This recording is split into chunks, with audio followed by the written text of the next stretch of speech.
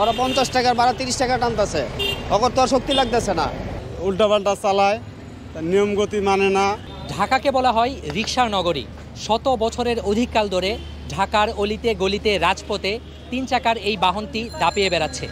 সম্প্রতি একটা জরিপে দেখা গিয়েছে ঢাকা মহানগরের ভিতরেই 12 লাখের অধিক রিকশা প্রতিদিন চলাচল করে। হাইকোর্ট ঘোষণা দিয়েছে আগামী 3 দিনের মধ্যে ঢাকা মহানগর এলাকায় ব্যাটারি চালিত রিকশা চালানো বন্ধ করতে হবে। ওরা 50 টাকার ভাড়া 30 টাকা টানতেছে, ওর তো শক্তি লাগতেছে না, উল্টাপাল্টা চালায়, নিয়ম গতি মানে না। হাজারো লোক বেকারগ্রস্ত হয়ে যাবে। ওদের কোনো কর্মসংস্থানের ব্যবস্থা নাই। কোনো কর্মসংস্থানের ব্যবস্থা না করে এই হতদরিদ্রদেরকে এভাবে অটোরিকশা থামাইয়া দিয়া সরকার ওদেরকে কি ব্যবস্থা করে দিবে? বিকল্প কোনো ব্যবস্থা করে দিয়ে তারপরে অটোরিকশা বন্ধ করে দেবে, তাহলে মনে হয় বেকারত্ব একটু কিছুটা কমবে। নতুবা দেশে আরো চুরি ডাকাতি চিন্তায় বিভিন্ন কিছু বাড়বে, মানুষ বেকার হয়ে নিরুপায় হয়ে এগুলা করবে। বন্ধ হলেই ভালো। মনে করেন পায়ের রিক্সার কোনো খ্যাপ নাই, কোনো রকম খ্যাপ নাই। ওরা 300 টাকার ভাড়া যায় 100 টাকা 60 টাকা, আমাদের কোনো খ্যাপ নাই, আমাদের কোনোই খ্যাপ নাই। গরিবের অনেক কষ্ট হবে, সবাই লোন নিয়েই অটো কেনা।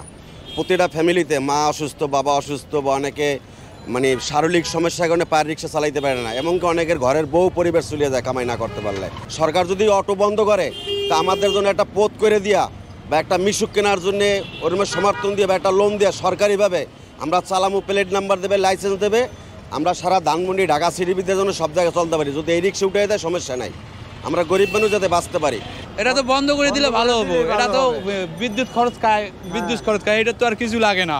এটা তো এমনি আমরা নিজে শরীর দিয়ে চালাই, এটা তো বিদ্যুৎ খরচ লাগে না। অটো রিক্সা বন্ধ করে পাওয়ার রিক্সা চলুক, রাস্তায় কোনো সমস্যা হবে না।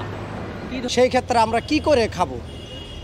ঠিক আছে, হ্যাঁ তো মনে করেন আমাকে সাধারণ মানুষের দিকে তাকায় না, হ্যাঁ তো মনে করেন হ্যার চেয়ারে বৈশা রয়েছে। ভালো কথা, সে ব্যাটারি চালিত রিক্সা উঠাই দিবে, ভালো কথা, আমাকে একটা কর্মসংস্থান দিয়া তারপরে হ্যাঁ এটা উঠাই দেব। ঢাকায় প্যাডেল চালিত রিকশার আধিক্য দেখা গেলেও সম্প্রতি ব্যাটারি চালিত রিকশার সংখ্যা আশঙ্কাজনক হারে বৃদ্ধি পাচ্ছে।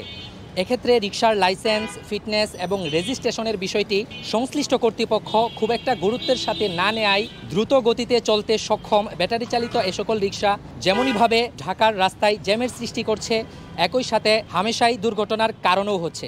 ব্যাটারি চালিত রিকশা ঢাকার রাস্তায় চলাচল করবে কি না, অথবা সেগুলো নির্দিষ্ট এরিয়াতেই সীমাবদ্ধ থাকবে কিনা, এই বিষয়টি নিয়ে জনগণের মধ্যে মিশ্র প্রতিক্রিয়া দেখা গিয়েছে।